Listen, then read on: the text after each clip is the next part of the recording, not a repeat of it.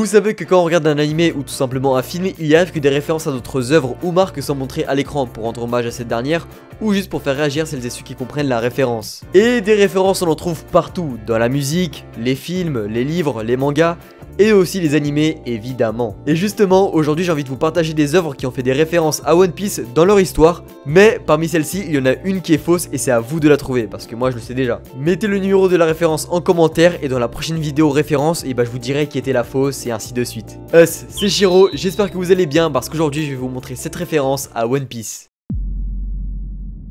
Bon, le premier c'est le plus connu, mais je me devais de le mettre dans cette vidéo tellement il est bien fait. Après ne vous inquiétez pas pour les connaisseurs d'easter eggs, ceux d'après sont largement moins connus. Alors on commence avec Gintama, célèbre anime, pas besoin de vous le présenter, et qui fait partie des animés dont on retrouve le plus de références, mais celle qui nous intéresse est celle concernant One Piece. Dans un épisode, Gintoki, le personnage principal de l'œuvre, se met dans la peau de Monkey D. Luffy, il mange le Gomu Gomu no Mi, et dit vouloir devenir le roi des pirates. Et en plus de ça, le narrateur dit qu'il est sur l'archipel Sabaody, là où il n'est pas revenu depuis 2 ans. De bonnes références pour les fans dans cet épisode qui font plaisir à voir, avec aussi du Naruto, du Dragon Ball, etc. Deuxième référence dans la série animée américaine Craig of the Creek. Dans un épisode, un des personnages principaux, John Paul, déguisé en capitaine, obtient comme jouet dans une boîte à céréales le Vogue Mary, le tout premier bateau de l'équipage des Mugi. Mini référence qui passe tellement bien et uniquement les fans de One Piece ont pu capter cette référence. Troisième référence dans la célèbre série américaine, les Simpsons. Et oui, dans un épisode de la célèbre famille américaine se déguise en plusieurs personnages d'animé, mais ici celui qui nous intéresse le plus c'est Homer déguisé en Roronoa, Zoro, le GOAT, le seul mec au monde qui te démonte avec un sabre dans la bouche au calme. Après, pour vous faire plaisir, je peux citer les autres, t'as Bart en Naruto, Lisa en Mikasa de SNK, Maggie en Pikachu, Marge en Matsumoto de Bleach, et le chien en Dragon de Mulan, je suppose. D'ailleurs, les Simpsons ont peut-être prévu un combat Zoro Kaido là avec le Zoro et le dragon. Je dis ça, je dis rien. En tout cas, très cool comme référence, et surtout dans les Simpsons qui est une de mes séries préférées. Quatrième référence, cette fois-ci dans un animé pas très connu, hein, juste Dragon Ball Super quoi. Dans un épisode de Krillin qui a enfin des cheveux, travaille dans la police et lors d'une patrouille son téléphone sonne. Pour le moment, rien ne faisant penser à One Piece, sauf que, écoutez la sonnerie. Yep, c'est l'opening 1 de One Piece et moi je trouve ça trop stylé. En plus de ça, je l'avais vu en direct lors de DB Super, j'avais lâché un gros smile. D'ailleurs, à noter que Krillin et Luffy ont la même doubleuse, ça rajoute un plus à la scène.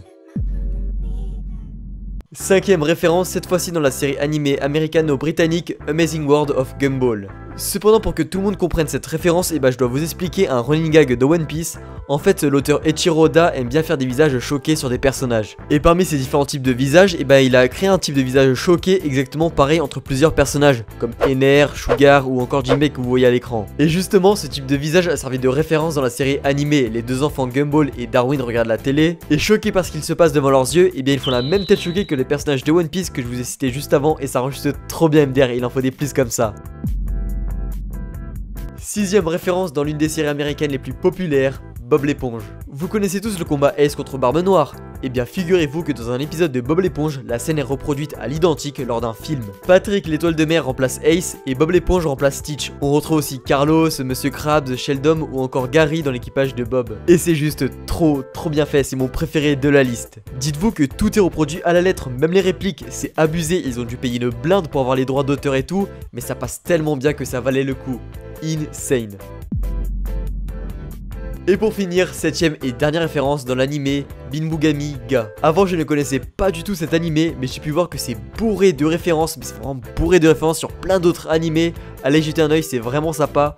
Mais ici, celui qui nous intéresse le plus, c'est One Piece. Et justement, lors d'un épisode, les personnages jouent au tennis et une fille étire son bras super loin comme Luffy en disant Gomu Gomu pour récupérer la balle, avec un petit cosplay en prime. Une référence simple mais efficace pour clôturer la liste que je vous ai proposée aujourd'hui. Bonne chance pour trouver la fausse et aussi dites-moi en commentaire si vous voulez d'autres vidéos dans le style, ça me ferait plaisir. Voilà, ce sera tout pour cette vidéo. Si la vidéo t'a plu, n'hésite pas à liker, commenter et à t'abonner, ça me ferait grave plaisir. J'ai aussi mon Twitter et mon Instagram si vous voulez discuter avec moi ou autre, je suis tout le temps dessus. Et pour finir, j'ai aussi mon Discord avec plusieurs fans d'animé avec qui discuter et diverses animations, je vous mets tous les liens dans la description. Allez, quant à moi je vous dis à la prochaine, c'était Shiro, ciao.